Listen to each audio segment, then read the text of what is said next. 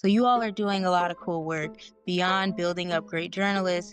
You're building up great leaders. You're building up strong Wisconsinites. You're making Madison and the state at large a place that people are proud to be from. And that's a huge thing. And I've watched it play out.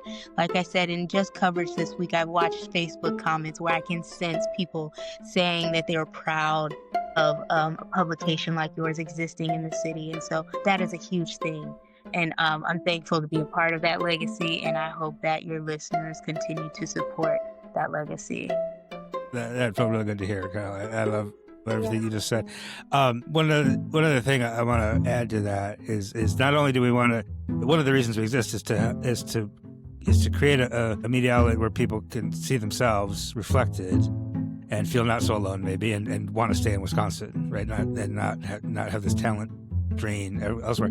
But also, to do that, we need a media that's diverse, and to do that, we have to have a Black and brown folks who not only want to stay in Wisconsin, but who also want to stay in the newsroom. Yeah. In journalism, which is not easy. I mean, it's not an easy place to be as a Black woman, right? Often. So one thing we try to do, and what I'm very happy we've done with you, I think, is create an environment where you can thrive as a young person and feel like a newsroom is where I belong. And if there's other newsrooms don't make me feel belonging, that's their problem, not a Canal problem, you know? And I hope but that's one of the other things that we really try to focus on is to create an environment where a young journalist can get some work in, can learn, can get some wins, get some things published, and feel like journalism is the place for me, and not get run out of the business. Because people burn out. Like, there's a lot of talented Black journalists who are not doing journalism right now.